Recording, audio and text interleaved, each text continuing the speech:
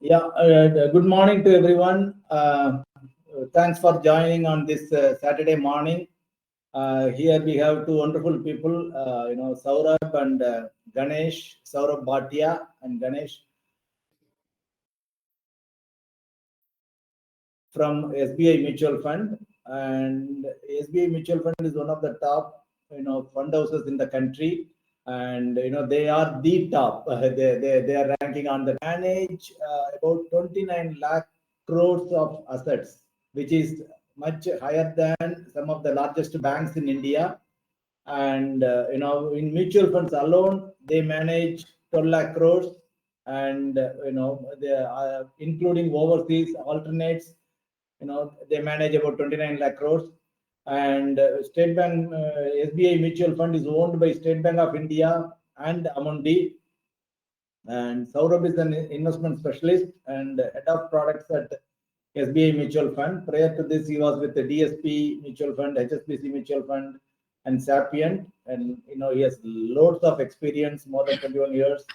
Welcome, Saurabh, and welcome, Ganesh. Ganesh, you can introduce yourself, and then from there, I will take the conversation forward. Hi, sir. Good morning. Vanakkam. I'm Ganesh. I'm from Tirunelveli. For the past 3 years, I'm working in Mumbai with SBI Mutual Fund in their products team. I work under Saurabh sir. Saurabh sir has extensive experience across treasury, fixed income, and wealth management functions. He has worked in organizations like ICICI, HSBC, and he has served as CIO at DSP BlackRock Mutual Fund. His knowledge of debt markets, asset classes, macroeconomics, geopolitics is unmatched, and he has a knack of identifying the right asset classes or asset mix for each market phase. He has a knack for it, and we are learning a lot from him these days. During this call, we can take queries in English, Hindi, Gujarati, Malayalam, and Tamil. If you want, after Saurabh sir finishes, I can summarize the SIF product as well. Not just in this product, we are here to help you navigate the wealth creation journey for you and for your customers, sir. Over to you, Saurabh sir. Okay, great. Thank you. Great. Thanks for that. And probably I think I would as a Q&A thing, and then Q&A in the sense I will be moderating, and I will post you some questions. You can use your presentation as well whenever needed. Right now the presentation is not visible, so probably you can you have to do the alt tab thing in Zoho to see your presentation visible, and then from there forward. And yeah, now it is visible. You can make it as a presentation mode. Yeah, anyway. Sir, before starting, I just want to share something. Chokalingam sir had posted about our SIF product in his YouTube channel. I just went through it. He has extensively covered about our product in that video, sir. Thank you for that, Ganesh. And Saurabh, good morning to you. And we have many people who are aware about SIF and who are not so aware about SIF. So here, and post our conversation, this will be the same will be posted in the YouTube also, this conversation, for the sake of everyone. Since this is a new asset class being introduced for the first time in the country, and you are SBI being one of the early movers, so just for the sake of investors who don't know about SIF, could you please inform, tell us about what is SIF? Surely. Good morning, Mr.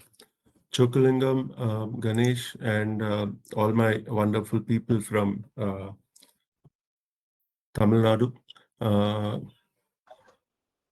It's good to connect and put across something which is going to evolve as a very, very important facet in our respective investment portfolios from here on.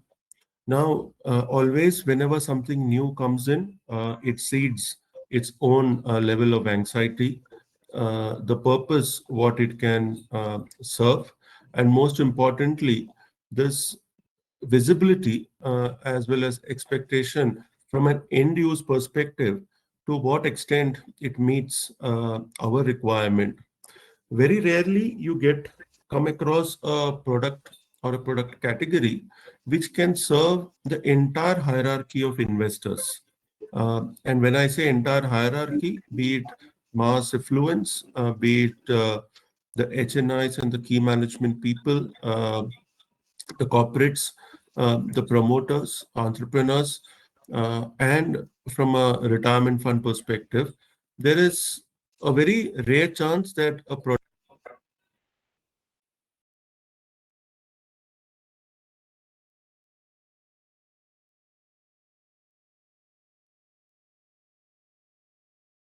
important product category, which is specialized investment funds, is largely enabled to put on two sides. One, create incremental risk management tools for your respective portfolio, and hence enable the risk enhancement from an overall risk return perspective. I will try to put this in a very simple layman terms in the next half an hour, and happy to take your feedback, observations, as well as questions to make it a lot more seamless on the use case of this particular product for your respective portfolios.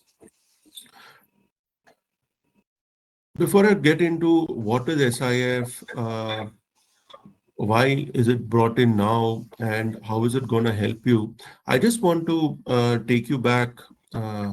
And if we look back our overall investment and a wealth creation journey, it all started with a simple FD way back in the 90s. Many of you who would have seen those era, there was not much to discuss from an investment standpoint because FDs were largely a one-stop shop for investments, both for income generation and to certain extent wealth creation, because we weren't aware what lies on the other side of the valley. Into the 2000s, we added one layer to this accruals in the form of capital gains. Having started my career way back in 2000, 2001, it was always a task to put it across that in a mutual fund, when you add capital gain to conventional accruals, you add one layer to FD, plus you add one more layer to incrementally add the return profile to your investment.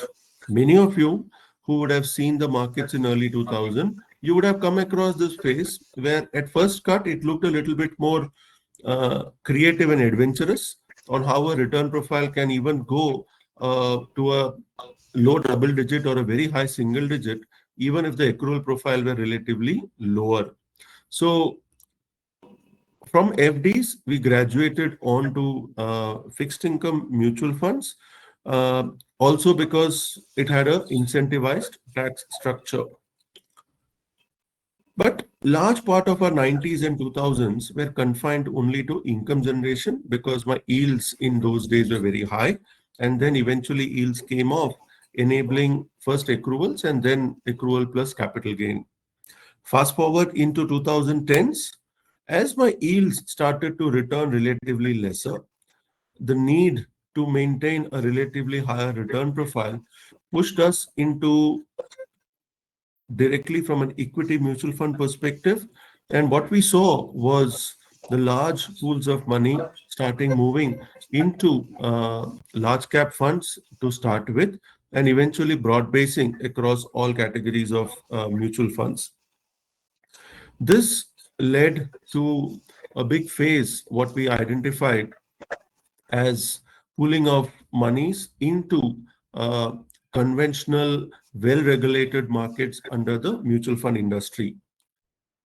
Come 2020s, we learned that this shift from one extreme to another, which is income generation to wealth creation, had one flaw, which was the ability to curb the drawdown or the volatility in the equity markets. And hence, since 2020s, I'm sure even Mr. Chokulingam would have put across a lot of these products, which were identified with a blend of equity, fixed income, and precious metals in the form of balance advantage funds and multi-asset funds, wherein the investor can get the same umbrella of mutual fund regulations, but keep his return generation, keep his wealth creation exercise going in a tax efficient way. Collectively, all this was identified as a wealth creation journey, which has tested a lot of upheavals in the market, but still continued to deliver the way it should be. As we get into this middle of this decade, one important facet which still gets unaddressed is even hybrids are long only, which means if the markets were to remain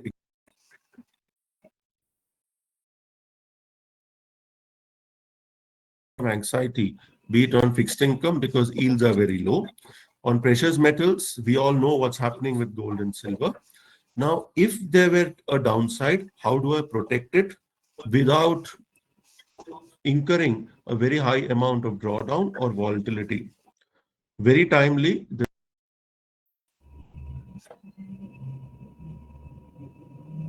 in the form of derivatives, which enables risk enhancement to an overall portfolio. What I imply is if my portfolio has more protective measures, more guardrails, then my ability to maneuver my investments into relatively higher risks becomes a lot more easier because somewhere I'm enabling a downside protection. Didn't we all do this 10 years and 15 years back with fixed income allocations, where equity was more to do with wealth creation, and we looked up to fixed income to ensure that my downside risks are somewhere cushioned because of the accruals provided by fixed income. Today, when my fixed income returns have reduced considerably, and when my yields are around 6.5% on the 10-year, historically I've not earned much. And in Indian context, when you earn closer to 6% type of a returns, we just consider it more like a cash deployment rather than an investment in itself. So all we need is a product idea or a product category which can enable me to pull up my returns from a fixed income as well as arbitrage perspective in a way where my overall wealth creation exercise through my other segments of be it equity or hybrid is not getting derailed or curtailed because of extent of volatility. Now, to introduce this, uh, the regulator, SEBI, has into mutual funds in a measured way so that the funds can manage in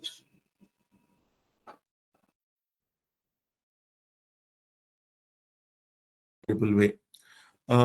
There are multiple products which are allowed under this specialized investment funds. As we start with anything new, what we always do is keep something which is very simple and which is something at the lower side on the risk as well as volatility profile. Uh, Being a leader in this industry and navigating a huge part of wealth creation journeys as well as personal financial dreams, it's important for us to step into this segment with a base which is identified on a lower range of the pyramid of the risk return. And hence, what we start with today as a new product category is the hybrid long short fund on the bottommost layer of the entire hybrid segment in itself. What this also means is this is a segment which will be above the fixed income and the arbitrage, which all of us are largely familiar with. And this hence remains a category which is somewhere identified as a fixed income plus and an equity minus. I'll come to bits in terms of why we are introducing or starting off with this, and then gradually build these layers of products into the higher part of the ladder, which will be then identified with an investment horizon as well as a return profile, distinguished from a conventional fixed income plus type of an instrument. So Saurabh, so right now, out of there could be, as you are showing in the picture in the presentation, there are about 7 categories. Am I right in this SIF, specialized investment funds, and out Yes. of which you are coming out now the new fund offer at the lowest risk category, which is FD plus kind of thing. I know it will give you higher returns than FD, but at the same time it will provide downside protection, which you call as drawdown, downside protection as well. And this is fine, but how is it different from a regular mutual fund? How is SIF different from a regular mutual fund? Yes, I'm just coming to that. The regular mutual fund versus SIF differences are very few. One, because these are products or a product category which is identified under the mutual fund umbrella in itself. As you mentioned, there are 7 categories which we are allowed to launch funds. We are launching with the most conservative segment, which even on a risk band is identified at a much lower level. Now, where does the difference comes in? The main difference comes in, one, from the minimum investments, which is from an SIF category. My minimum investments needs to be INR 10 lakh rupees in a SIF fund, which means with a AMC per PAN, the minimum exposure need to be 10 lakh. So when I'm allowed to launch 6 or 7 products, combined on the 6 or 7 products of SBI, you can have a collective investment of 10 lakh. So today, when we are starting with a single fund, your base investments need to be 10 lakhs in itself. So relative to a mutual fund where my entry threshold are very low, here my entry threshold is has a base of INR 10 lakh. If I extend that from a PMS and an AIF, the entry point are much more easier, simpler, because my entry point is unlike a PMS, which is 50 lakhs, and an AIF, which is 1 crore.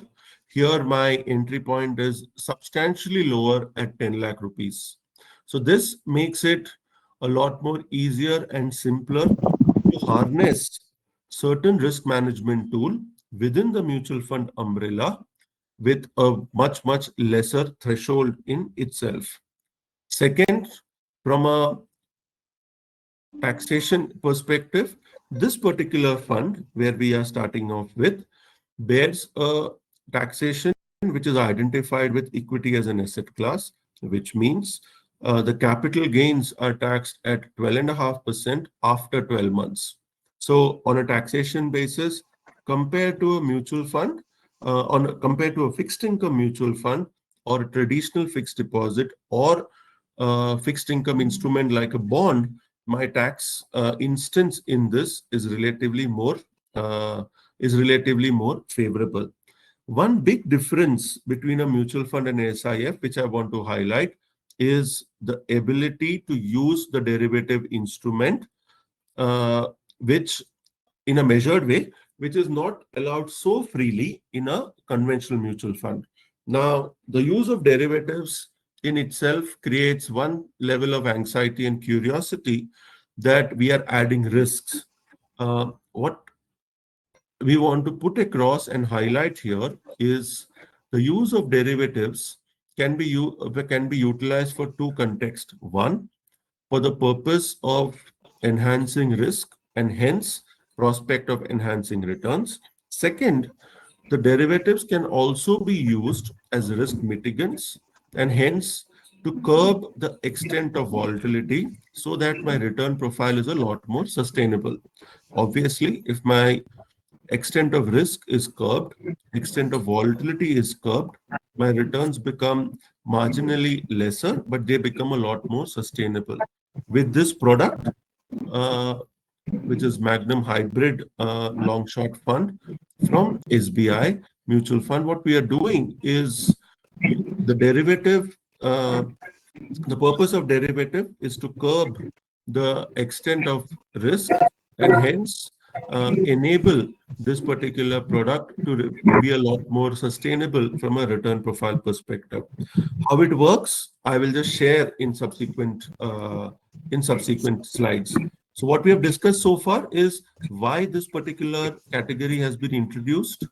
Where do we place this in the entire hierarchy or ladder of solutions? And most importantly, reflecting this under the umbrella of MF, which is SIF, because being under the umbrella of MF, I'm only taxed at the time of redemption. The transactions within the fund are not taxed at every transaction level, which means in a PMS or in an AIF, every transaction within a fund is taxed. Herein, the tax instance happens at the point of redemption in itself, and which is similar to what is done with the mutual fund as a wholesome product in product category. So this is a Yeah, big sure. The tax advantage when you compare with the alternate investment funds and PMS is huge here. That is one thing. The question that I often, customers ask me is, if can I get higher return than a small cap fund or a mid cap fund or a multi cap fund in SIF? So that is the pertinent question most of the time, because investors are ready to take risk higher. Of course, I agree. This particular product is a risk mitigation product for the conservative investors, who are expecting kind of 9% approx. I'm talking, no return is guaranteed. I do understand, but approximately 9-10% kind of thing returns with the tax advantage this will give. But do you intend to introduce products that can surpass the income levels of a regular multi cap fund or a small cap or a mid cap fund? Is that in pipeline or it is not in SIF at all? Thank you for the question, Mr. Chokalingam. These are what you see on the screen are the 7 product which any AMC can launch under the SIF category. Now, 3 products of this are from equity, 2 are from fixed income, and other 2 from a hybrid perspective. Now, we relate equity with wealth creation, and that range of products will be incrementally launched from our stable also. What we relate with hybrid is more of a bridge between income generation and wealth creation, and that is where we are starting off the base.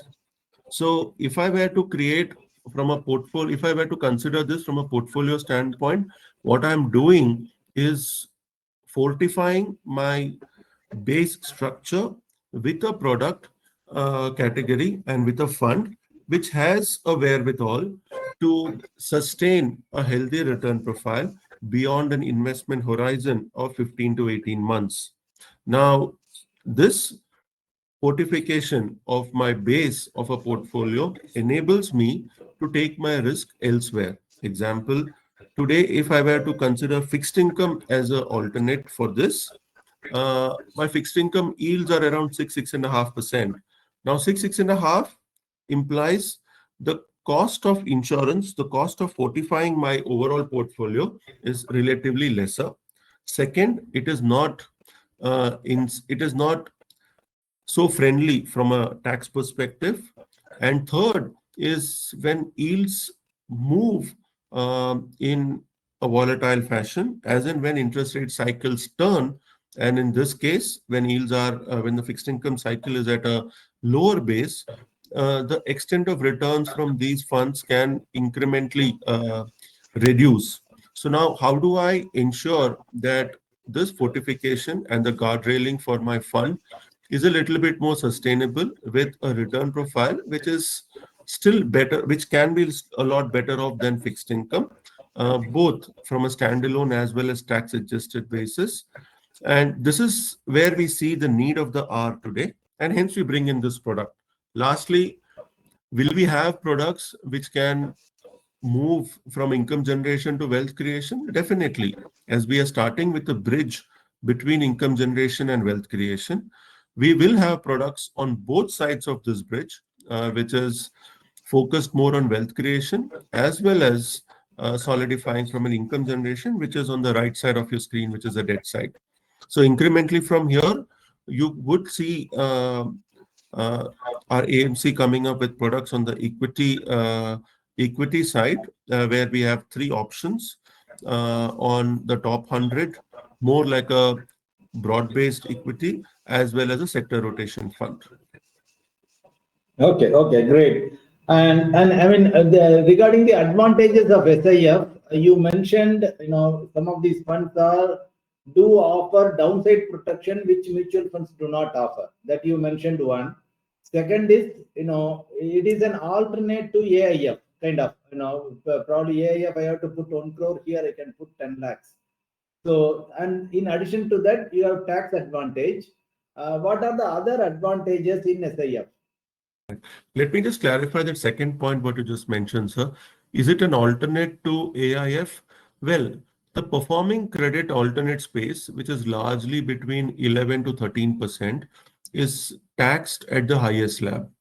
And if it is taxed at a higher rate, with liquidity taken away for a 3-year to 5-year period, compared to that, this becomes a low-hanging fruit because one, the tax advantage is favorable. Second, this product offers this product offers liquidity on a bi-weekly basis. So compared to the other extreme from a alternate investments, particularly in category 2 AIF, which are identified with high yield credits, a favorable tax structure with liquidity and a return profile which should be more than fixed income and conventional arbitrage becomes a safe harbor to create that income generation part of your portfolio without diluting your liquidity, predictability, returns, and volatility profile. So this becomes a easier access. Plus, you don't have to shell out minimum of 1 crore to be eligible for AIF. So this is a easier threshold for investors seeking an alternate to an income generation product. So this takes us back to early 2000s, when beyond fixed income, which we wanted a little bit of an extra return by means of accrual plus capital gains. I think if you all look back in those 2000 to 2010, fixed income mutual funds did a wonderful job of beating the conventional accruals also.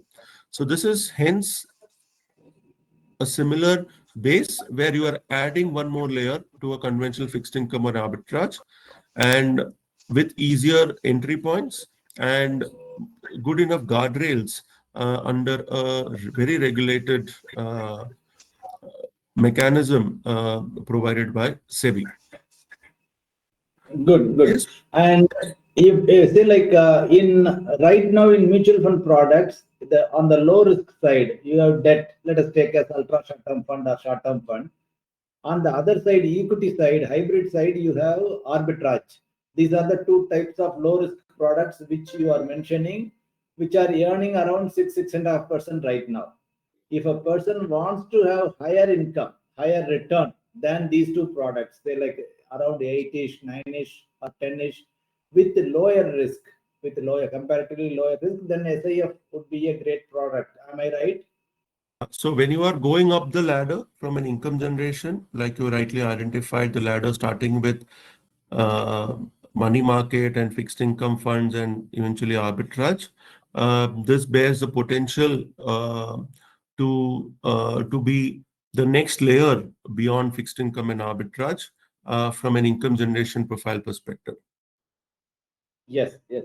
So then, another question comes: why are you introducing this low risk product at this point of time? Correct, sir.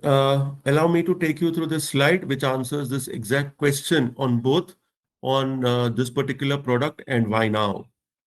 So, Yeah. as I just mentioned, this product somewhere lies between a mutual fund and PMS, but under the mutual fund umbrella. And this also bears the certain features of the alternate or AIF segment in the form of the use of derivatives. So, this ticks a lot of boxes under one roof. Within mutual fund, what we have done here to start with is position this product between fixed income arbitrage and the long only hybrid funds. So this is hence a bridge between the income generating and wealth creation asset class. The use of derivatives, as I highlighted earlier, is for the purpose to sustain a return profile and not to enhance risk to enhance return. Those use of derivatives for the purpose of enhancing risk and hence enhancing returns, we will introduce into the equity and other options available under the SIF route. But first, we want to fortify the base and hence the use of derivative to sustain a return profile. This aids investors who are seeking cash deployment for extended periods. I want to highlight one part here. If we look at arbitrage fund, if we look at fixed income funds, and even the largest of the funds, I'm pretty sure that aging profile, which is the number of days or number of months that money has stayed in a liquid ultra short or an arbitrage fund, would be substantially higher because we are in those times when visibility is relatively poor, which means I'm holding this cash for some opportunity to come through. It can be for an entrepreneur, it can be for a professional, or it can be for any such promoter who's awaiting certain opportunity to grab investment or an acquisition or even purchase of any particular asset in itself. So this cash deployment is now getting a little bit more prolonged, or the shelf life is getting a little more longer. And when the visibility of that entire cash is unknown, this certainly aids that set of investors. This also enables or aids investors who were still used to this indexation benefit prior to 2023. Example, if you were to get a FMP product with a relatively higher base beyond fixed income and arbitrage, I'm pretty sure that many of the conventional fixed income investors would have considered that, particularly with the enabler of equity taxation. So this takes you back to the era of indexation benefits in fixed income when your income generating profile is relatively elevated with tax benefits. As I mentioned earlier, yes, sir. Sorry to interrupt you, Saurabh. Just to add, and here if a person withdraws within 6 months or 9 months, if at all, and if gain is there, it will be taxed at short-term levels. Am I right? 20%. Yes, yes. And beyond 1 year, the gains are taxed at 12.5%. Okay. Just like equity. The ease of execution and liquidity, it is as easy as seamless as conventional mutual fund. Unlike other categories where you have to open a demat and all those hassles are not there. The ease of operation is pretty easy. One small difference: mutual fund you can have a daily liquidity. Here it is a bi-weekly liquidity. I'm sure that should not be a big deterrent having bi-weekly liquidity. The reason for this is this category of the fund is identified as an interval fund, So it needs to have more than one day from a redemption standpoint. We want And to in this emphasize. particular, sorry to interrupt, in this particular case, you are giving redemption option on Monday and Thursday. Am I right? In this particular fund, we are given an option on Monday and Thursday. So If people want to, they can invest every day, but they can redeem only on 2 days, on Monday subscription and is Thursday. provided every day, but redemption is bi-weekly. I want to highlight this again.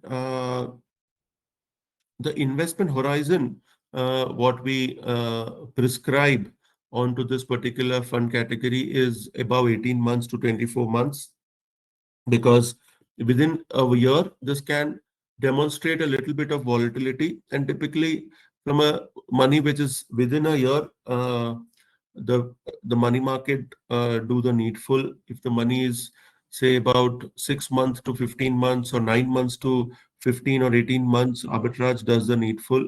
And if the money is a little beyond that, then definitely this particular category becomes your guiding post. Okay. First point which Okay. I mentioned when I started the call, this caters across hierarchy of investors. Who doesn't need a fortified base for his entire investment portfolio? Who doesn't need a cushion, a shock absorber when volatility levels are relatively high? Who doesn't need a steady income generation for that extent of portfolio, which is kept to work as a shock absorber in itself? So this caters to across the hierarchy of investors, bearing its ability to navigate across economic and market cycles. And last but not the least, from a salient feature perspective, this particular fund acts as a bridge between income generation and wealth creation. Now, the other part which Mr. Chokalingam asked was, why are we launching this now? And why this category in itself?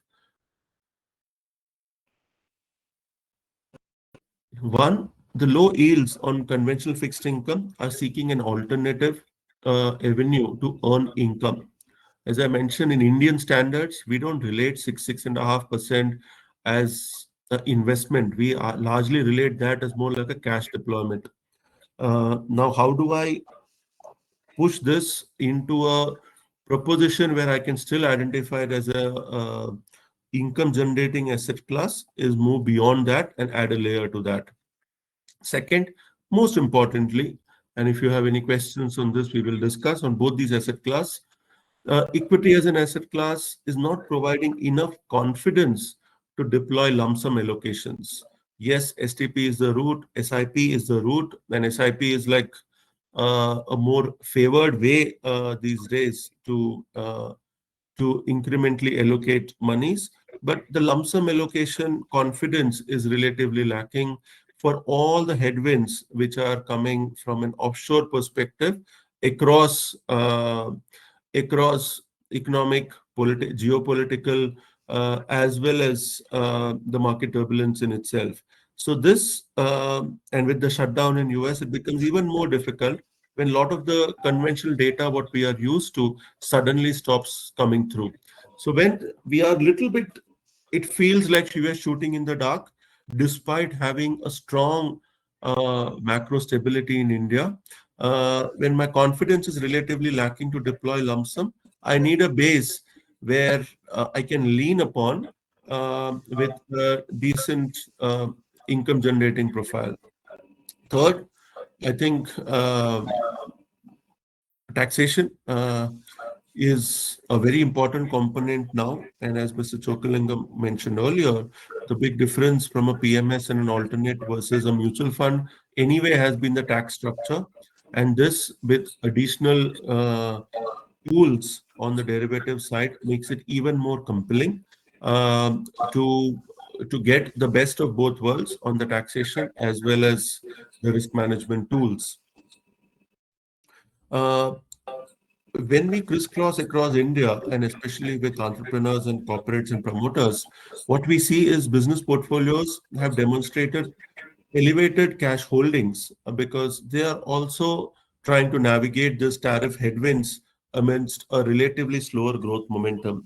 Now, this makes it more imperative that these cash holdings, which have a little longer shelf life than before, merit a revisit of allocations where the liquidity is not deprived of, and the return profile is still a layer above a fixed income and arbitrage for a particular investment horizon.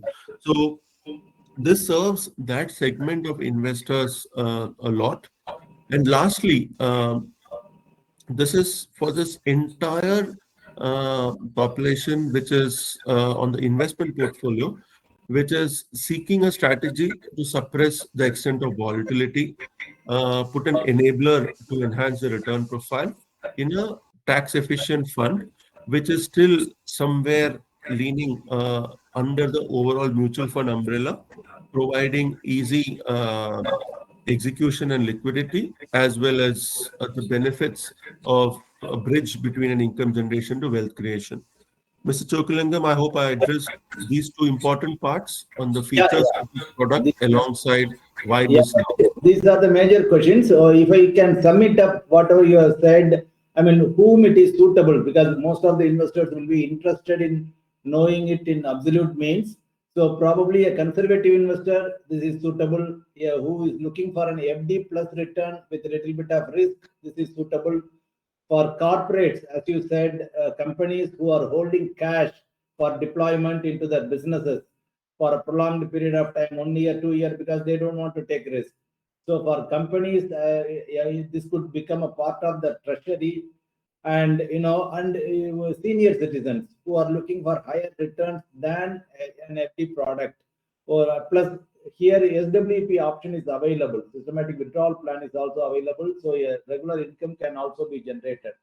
So this particular fund, of course, as SBI will be introducing more funds, but this particular fund will be suitable for this segment of investors, even youngsters who want to have conservative allocation. This is suitable. So this, one of I would say such products were not available so far to retail investors. So this is one of the good opportunities. Our regulator came up with this idea, and all fund houses are introducing, and SBI being the largest, and they are also one of the first to introduce this product. This should be a good addition to your portfolio, to investors' portfolio. And some of the details, Saurabh, just since for the sake of investors, probably after this we will move on to questions people might have. And one of the things is the NFO period is between October 1 to 15. Am I right? Yes. Subsequently, you will be accepting on a regular basis on every day. Yes. Yeah. And how about exit load, entry load? Any of those things are there? I mean, exit load is just about within a month, so which is not so much of which should not be so much of a hassle. So the exit load is just kept within a month, and I would rather urge money which is within 1 month or 3 months or even 6 months should not be looking at this particular category, but this is slightly on a longer time frame. For all the end use case, Mr. Chokalingam, what you just highlighted, if I were to sum it in one line, we are not launching a product, actually we are launching a solution in itself. Correct. So, and just for the information purposes, SIP is available. Once you put 10 lakhs in this fund, subsequently, if SBI comes out with another SIF, even you may add 20,000, 30,000, that's enough. So in another SIF or third SIF. So the total amount in all the SIFs, 7 categories they could launch in due course. So all put together should be 10 lakhs, but right now since they are starting with zero, you have to put minimum of 10 lakhs in this particular fund.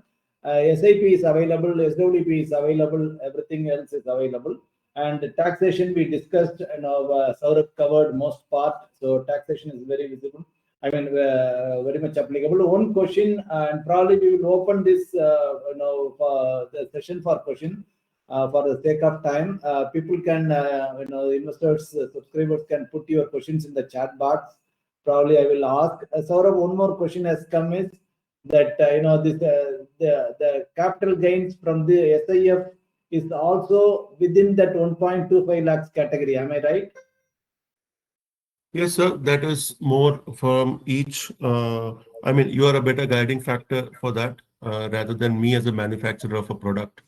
I leave that for you to answer that.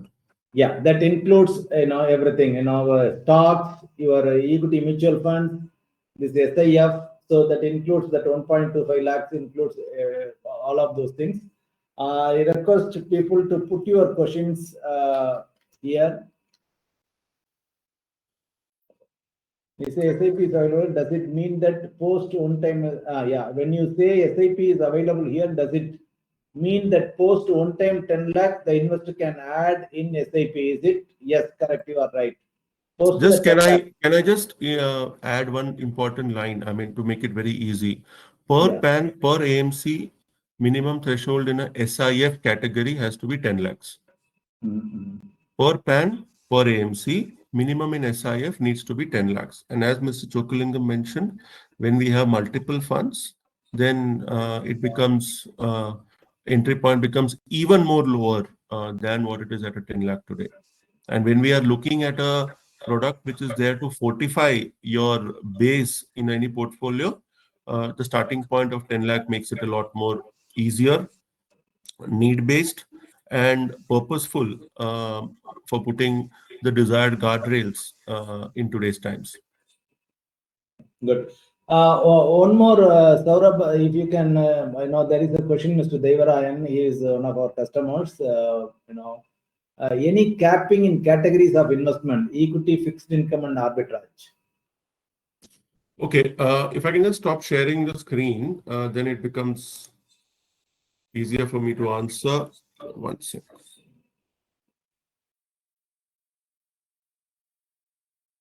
Yeah. Sorry, your question was? No, the thing is, any capping in categories of investment in this particular fund on equity? This fund invests in predominantly from a equity, fixed income, these two asset classes, and a subset of that is REITs and InvITs, which are now categorized as equity. We can, as this is categorized under equity taxation, so minimum 65% equity. The regulation also implies 25% minimum in fixed income. So I can be 65 to 75% equity and 25 to 35% in fixed income. This fund will not have a directional equity portfolio beyond 10%, which means or does not endeavor to have beyond a directional equity beyond 10%, which means that my underlying net equity, directional equity portfolio will always remain below 10%.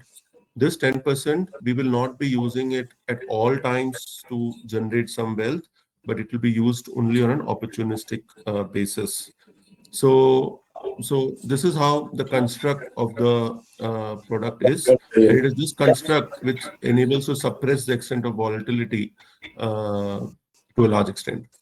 Yeah, if I can answer that question, I have one slide. I am seeing one slide in your presentation. You will be in the exactly specific answer to Mr. Devarayan's question is rates and investment trust 0 to 10%, debt 25 to 35%, unhedged derivatives 0 to 25%, covered equity exposure 55 to 75%. Gross equity 65 to 75%, net equity, as Saurabh said, 0 to 10%. So that is the levels. And one more thing, Ganesh has put in here something. Okay, any benchmark in index to identify this fund? Ganesh has chipped in. He is saying Nifty 50 hybrid composite debt 50-50 index TRA, which is the benchmark. Okay, follow this one, and okay, those are the questions. And then let me check here. Any other questions? And for SIP 10,000, Ganesh has replied 10,000 per installment for daily, weekly, monthly, quarterly, and that is minimum. And 60,000 per installment for semi-annual and annual. This is after the initial investment of 10 lakhs. Okay, that Ganesh has answered. And then any other queries? If there are no questions, probably we will wind up and probably for the sake of time, can you go through the light on covered equity? Arul is asking, some light on covered equity. On covered calls? Yeah, sure. Allow me to go back and share the screen again. Yeah.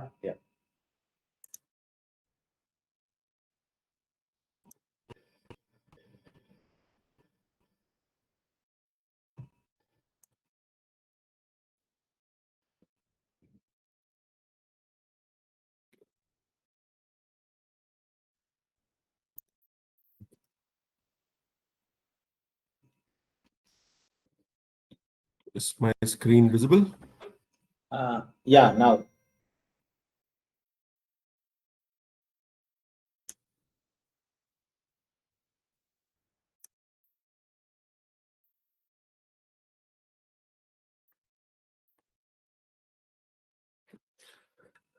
Just to keep a very simple way, as I said, I'm using 75 rupees in equity, 25 rupees in fixed income. Like I mentioned earlier, 65 to 75 I can go in equity, 25 to 35 in fixed income.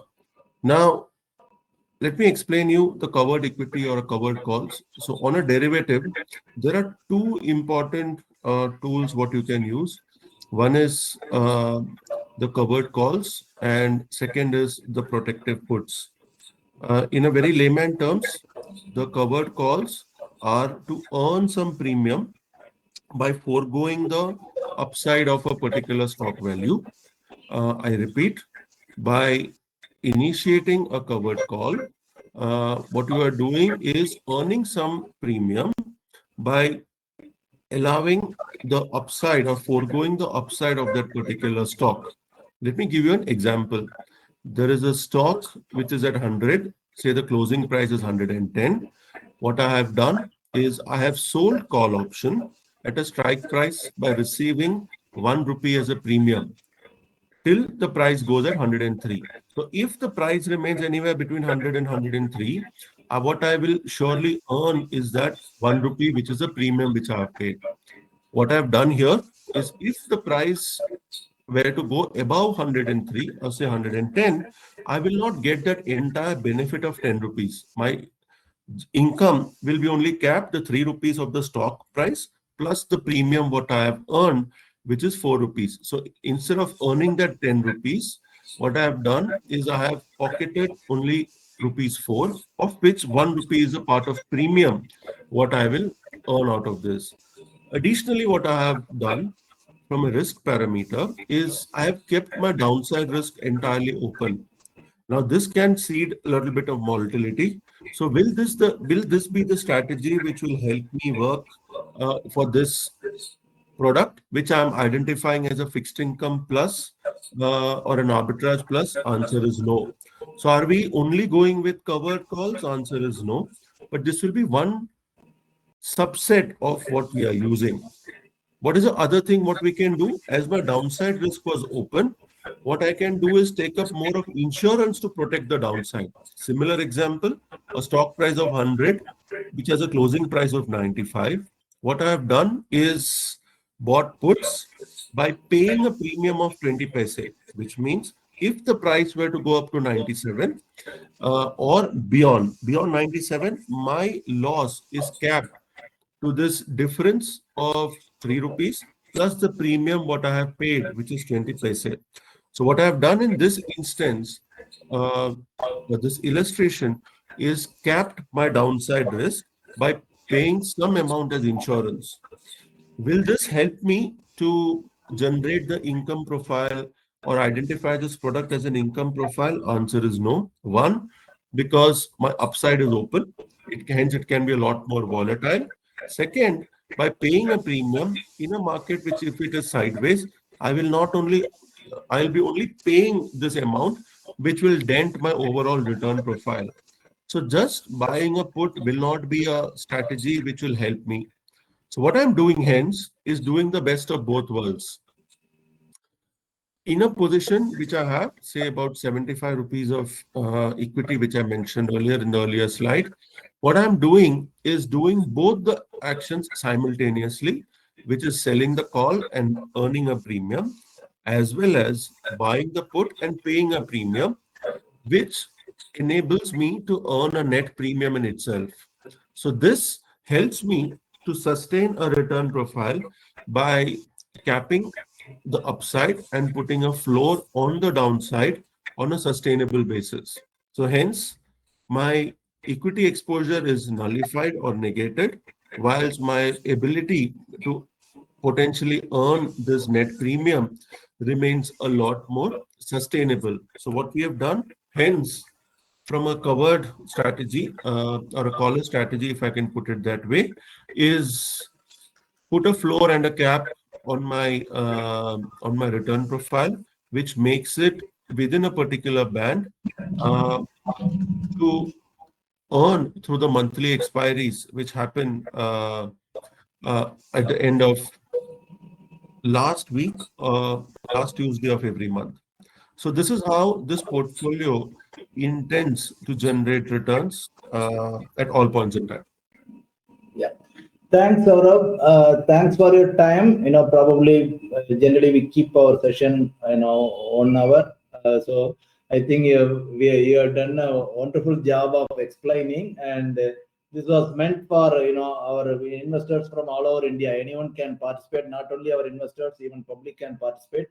So the main purpose of this session was to educate more on SIF, because this being a new product, a lot of people are having a lot of questions, and some, they are little bit, afraid to say, or they think that this will give me the best return, or this will beat the PMS, AI, everything. So any of those things. So we wanted to clarify all those things, and your presentation, put it on dot that what investors can expect in this particular fund. And probably there are a lot of conservative investors, particularly Tamil Nadu is one of the best markets for conservative investors. I hope SBI will garner more assets from Tamil Nadu, because this is a FD market. Increasingly, people are getting inclined towards mutual funds, but generally, this is more of an FD market, so conservative products sell here more. And I wish SBI mutual fund and all of you good luck in this issue. Probably we would like to also participate in SBI's growth story, and along with all our investors. Thank you for your wonderful time, Ganesh and Saurabh. Probably I will see you when you are in Chennai. Thank you so much on behalf of my team at SBI, both in Mumbai as well as in Tamil Nadu. Thank you and all your participants to spare your time on a Saturday morning. So thank you so much, Mr. Chokalingam. It was wonderful interacting with you on this context. Thank you. Thank you. Good luck. Hope to see you soon. Yeah. So, Bye. Bye, everyone. Investors, thanks for participating. Probably we will have another show next time with SBI. Thank you.